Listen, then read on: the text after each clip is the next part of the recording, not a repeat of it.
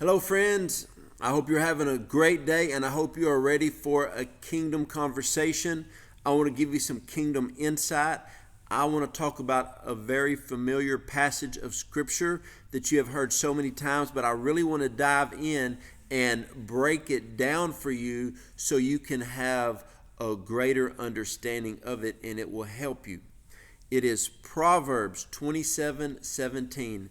Iron sharpens iron, so a man can be sharpened by the countenance of his friends. Now, another translation says, it takes a grinding wheel to sharpen a blade. A good, stern conversation can sharpen friendship. And so, what this is talking about is being around people who will sharpen you.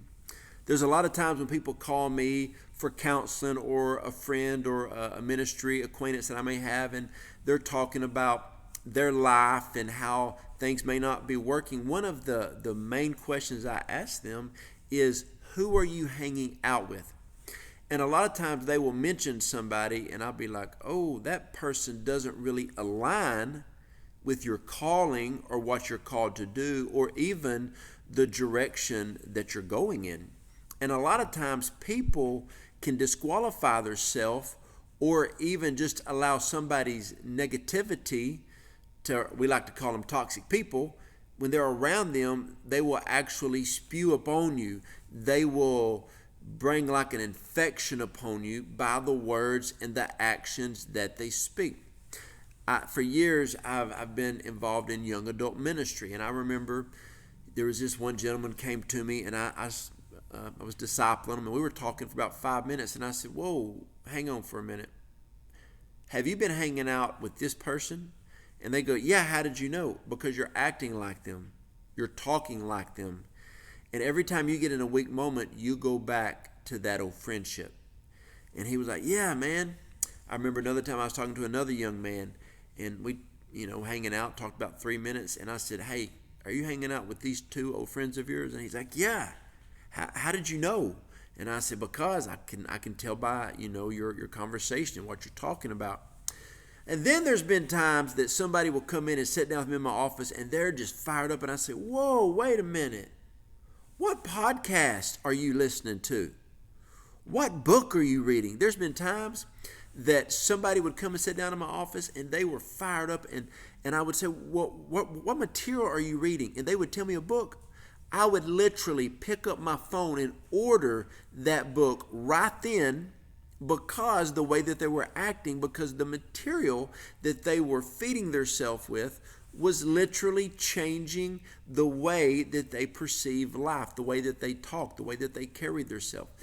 And so I personally believe that in every single thing that you do in life, you should have a mentor or you should have a coach. I have one in my spiritual life. I have one as an apostle.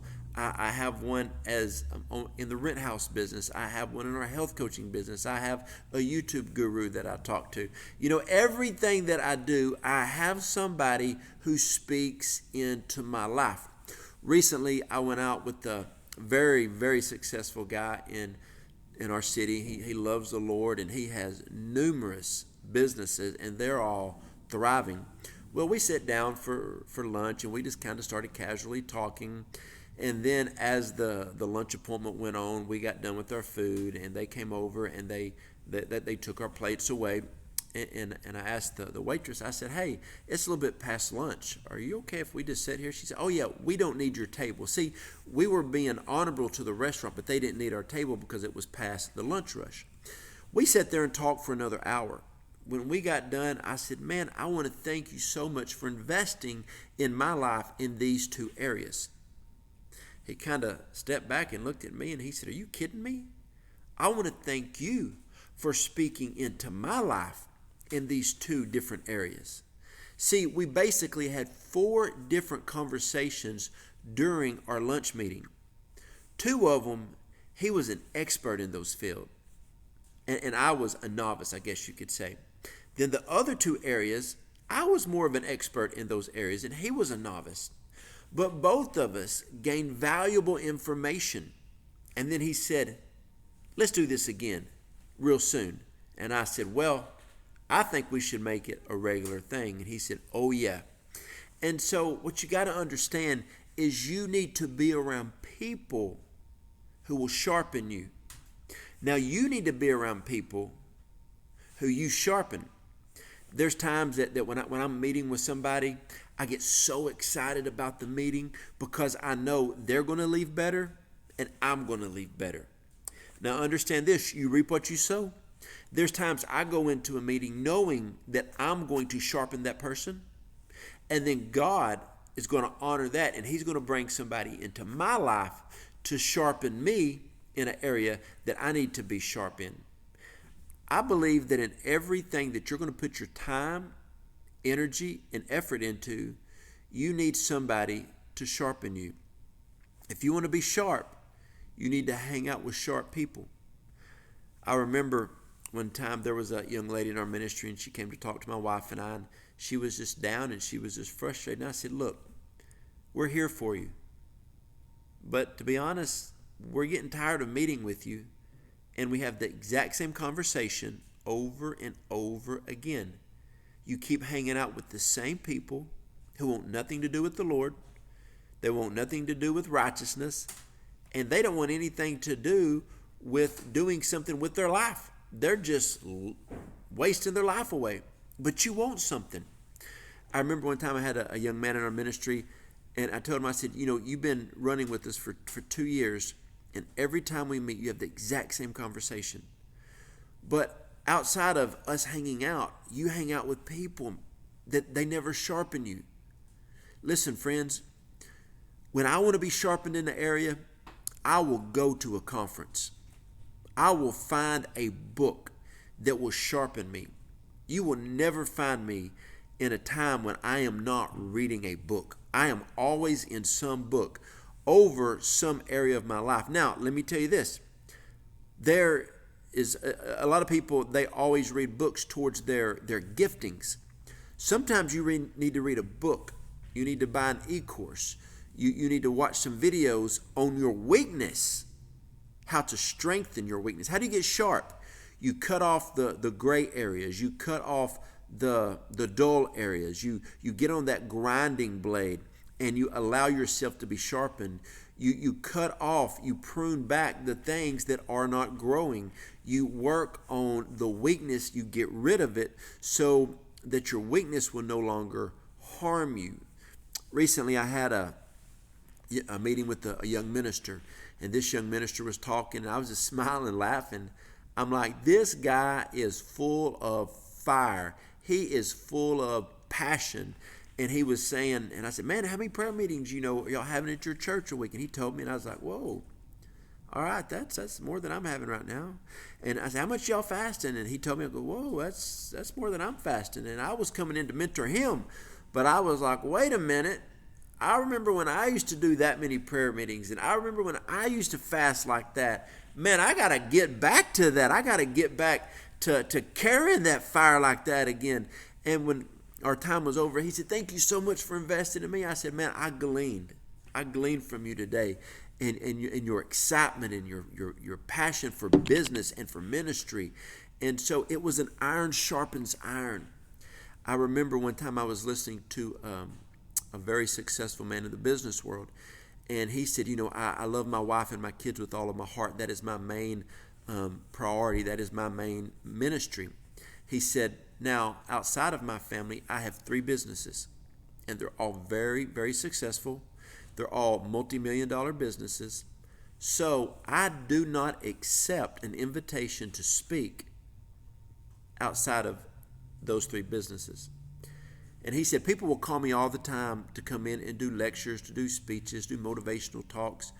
But if they do not align with the 3 businesses that I have, it's just something good, but it doesn't flow into the God things that he has for me. There's going to come a time in your life that you're going to be very successful in ministry, in business, and whatever you want to do. And you're going to get a lot of phone calls. You're going to get a lot of doors open for you. Make sure they're God doors. Make sure that you're just not walking through a door to walk through a door. Make sure that you're just not doing something to have something to do. when you are sharp, when you are running with the right people will teach you how to think properly. They'll help you. They'll help push you forward.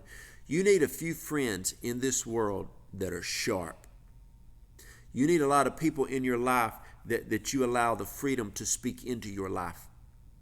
I've got two gentlemen that speak into my life, and then I've got a lot of young men that I speak into their life. And I don't go in just trying to tell them how great they are. I go in as a grinding wheel to help grind, to help be sandpaper, to get them sharp, because the Lord needs sharp vessels in ministry, in the business world, in the political arena, professional athletes, nurses, school teachers, real estate agents, restaurant owners. The Lord needs sharp vessels right now. If you want to be sharp, get around sharp people. I make it a purpose and a habit to sit down with people, to have lunch with people who are sharp. And listen, I remember one time I was telling this young man, he was very ambitious, and I said, you need to go meet. And I told some people, I said, you need to go meet with them. And they're like, but they're so busy, they'll probably charge me for their time. I said, there's a lot of people that you will meet with, and they will charge you for their time because their time is valuable. There's times people call me and say, hey man, can you hang out for an hour and a half? I'm like, look, man, I got so many ministries and businesses going, and I got a lot going on with my wife and kids. I simply cannot work everything in. Somebody was frustrated with me on social media and messaged me, and they said, hey, I asked you a question. Why didn't you answer me? And I said, well, I'm sorry. I get about 2,000 messages a day. I try to get to as many as possible, but if I missed you, I am so sorry, but I just missed you. You know what? People want to be around other people who are sharp. I remember one time I told this young guy I couldn't disciple him anymore.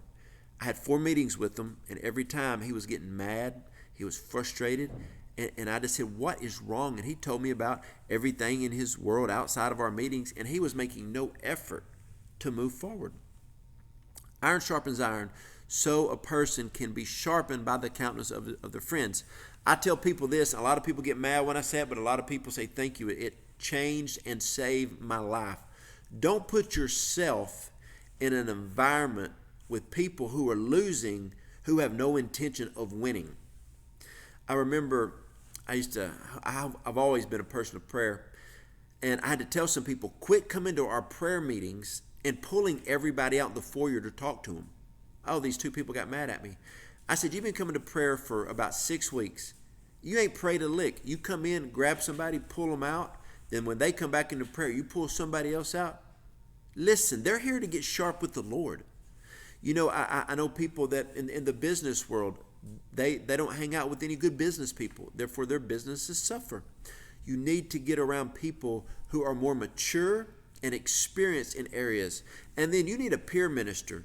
You need somebody who is doing the same type of business that you're doing, the same type of ministry. I have other church planners. I have other people in the stock market. I have other health coaches. I have other YouTubes that I'll sit down with and I'll talk with, and we'll go to lunch, or we'll get on a phone call, and we'll talk back and forth because we're sharpening one another. You've got to be around people that make you better. A lot of people hang out with people who make them bitter.